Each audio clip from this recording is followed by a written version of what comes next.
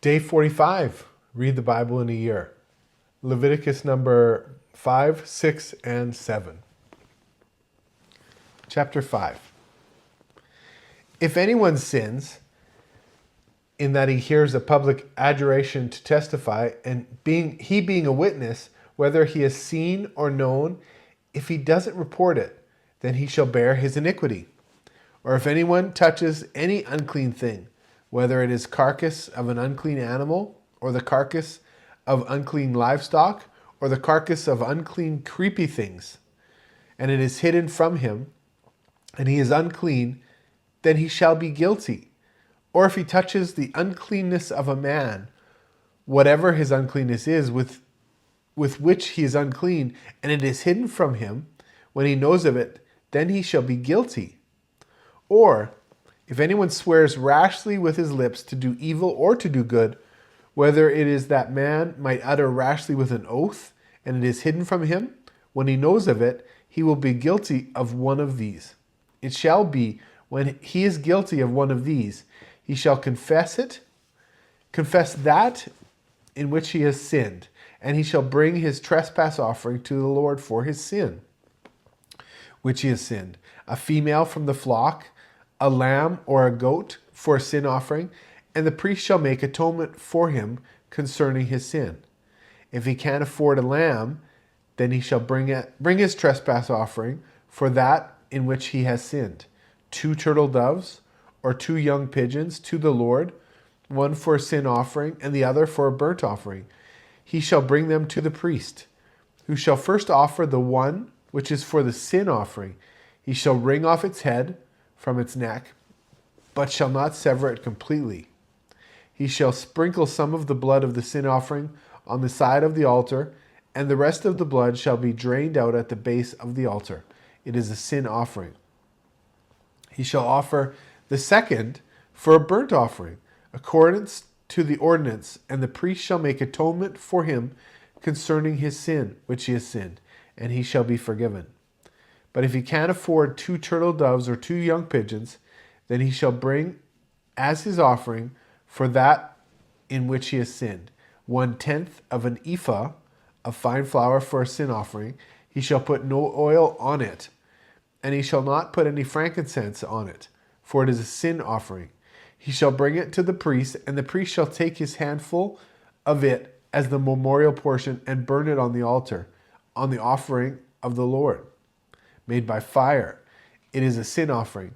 The priest shall make atonement for him concerning his sin, and he has sinned in any of these things, and he will be forgiven, and the rest shall be the priest's, as the meal offering. The Lord spoke to Moses, saying, if anyone commits a trespass and sins unwittingly regarding the Lord's holy things, then he shall bring his trespass offering to the Lord, a ram without defect from the flock, according to your estimation in silver by shekels, according to the shekel of the sanctuary, for a trespass offering. He shall make restitution for that which he has done wrong regarding the holy thing, and shall add a 5th part to it, and give it to the priest, and the priest shall make atonement for him with the ram of the trespass offering, and he will be forgiven. If anyone sins doing any of the things which the Lord has commanded not to be done, though he didn't know it, he is still guilty, and shall bear his iniquity. He shall bring a ram without defect of the flock, according to your estimation, for a trespass offering to the priest, and the priest shall make atonement for him concerning the thing in which he has sinned and didn't know it, and he will be forgiven. It is a trespass offering. He is certainly guilty before the Lord. Leviticus chapter 6.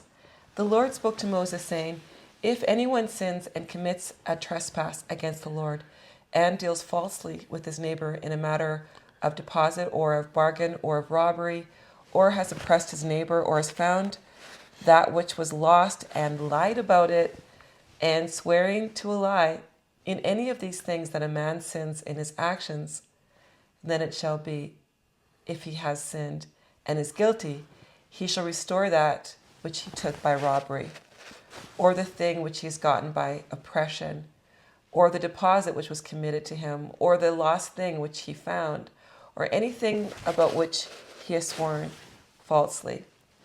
He shall restore it in full, and shall add a fifth part more to it. He shall return it to him to whom it belongs in the day of his being found guilty.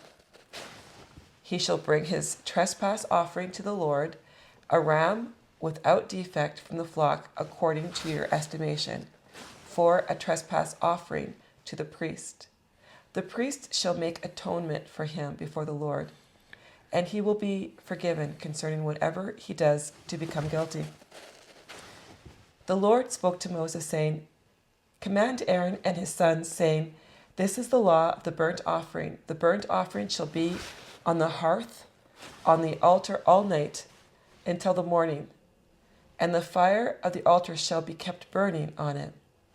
The priest shall put on his linen garment, and he shall put on his linen trousers upon his body, and he shall remove the ashes from where the fire has consumed the burnt offering on the altar, and he shall put them beside the altar. He shall take off his garments and put on other garments, and carry the ashes outside the camp to a clean place. The fire on the altar shall be kept burning on it. It shall not go out, and the priest shall burn wood on it every morning.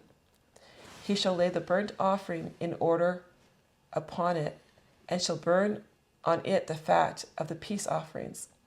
Fire shall be kept burning on the altar continually. It shall not go out. This is the law of the meal offering. The sons of Aaron shall offer it before the Lord, before the altar.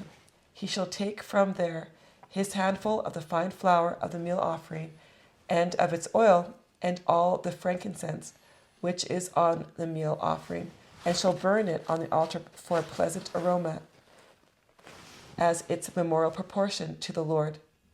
That which is left of it, Aaron and his sons shall eat. It shall be eaten without yeast in a holy place. They shall eat it in the court of the tent of meeting. It shall not be baked with yeast. I have given it as their portion of my offerings made by fire. It is most holy, as are the sin offering and the trespass offering. Every male amongst the children of Aaron shall eat of it as their portion forever throughout your generations, from the offerings of the Lord made by fire. Whoever touches them shall be holy. The Lord spoke to Moses, saying, This is the offering of Aaron and of his sons, which they shall offer to the Lord in the day when he is anointed, 1/10 of an ephah of fine flour for a meal offering perpetually, half of it in the morning and half of it in the evening. It shall be made with oil in a griddle. When it is soaked, you shall bring it in. You shall offer the meal offering in baked pieces for a pleasant aroma to the Lord. The anointed priest that will be in his place from amongst his sons shall offer it. By a statute forever it shall be wholly burnt to the Lord. Every meal offering of a priest shall be wholly burnt. It shall not be eaten. The Lord spoke to Moses, saying, Speak to Aaron and to his sons, saying, This is the law of the sin offering. In the place where the burnt offering is killed, the sin offering shall be killed before the Lord. It is most holy. The priest who offers it for sin shall eat it. It shall be eaten in a holy place, in the court of the tent of meeting. Whatever shall touch its flesh shall be holy. When there is any of its blood sprinkled on a garment, you shall wash that on which it was sprinkled in a holy place. But the earthen vessel in which it is boiled shall be broken. And if it is boiled in a bronze vessel, it shall be scoured and rinsed in water. Every male among the priests shall eat of it. It is most holy. No sin offering of which any of the blood is brought into the tent of meeting to make atonement in the holy place shall be eaten.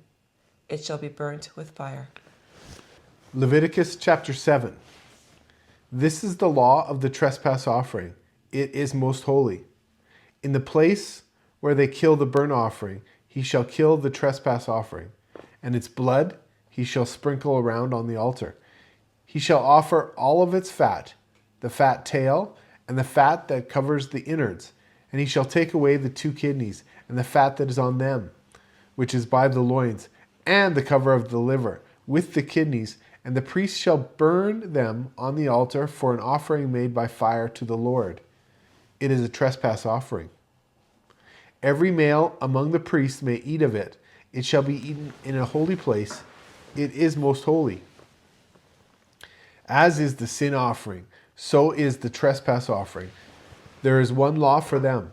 The priest who makes atonement with them shall have it. The priest who offers any man's burnt offering shall have for himself the skin of the burnt offering which he has offered. Every meal offering mixed with oil or dry belongs to all the sons of Aaron, one as well as another. This is the law of the sacrifice of peace offerings, which one shall offer to the Lord.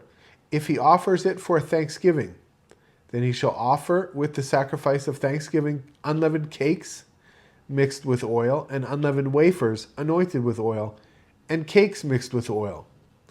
He shall offer his offering with the sacrifice of his peace offerings for thanksgiving with cakes of leavened bread. Of it he shall offer one out of each, offering for a heave offering to the Lord. It shall be the priest who sprinkles the blood of the peace offerings, the flesh of the sacrifice of his peace offerings for thanksgiving, shall be eaten on the day of his offering. He shall not leave any of it until morning. But the sacrifice of his offering is a vow, a free will offering. It shall be eaten on the day that he offers his sacrifice. On the next day, what remains of it shall be eaten. But what remains of the meat of the sacrifice on the 3rd day shall be burnt with fire. If any of the meat of the sacrifice of his peace offerings is eaten on the 3rd day, it will not be accepted, and it shall not be credited to him who offers it. It will be an abomination, and the soul who eats any of it will bear this iniquity. The meat that touches any unclean thing shall not be eaten. It shall be burnt with fire. As for the meat, everyone who is clean may eat it, but the soul who eats of the meat of the sacrifice of peace offerings that belongs to the Lord, having his uncleanness on him, that soul shall be cut off from his people. When anyone touches any unclean thing, the uncleanness of man or unclean animal or any unclean abomination, and eats some of the meat of the sacrifice of peace offerings which belong to the Lord, that soul shall be cut off from his people. The Lord spoke to Moses, saying, Speak to the children of Israel, saying, You shall eat no fat of bull or sheep or goat, the fat of that which dies of itself, and the fat that which is torn of animals may be used for any other service, but you shall in no way eat of it. For whoever eats of the fat of the animal, which men offer as an offering made by fire to the Lord, even the soul who eats it shall be cut off from his people.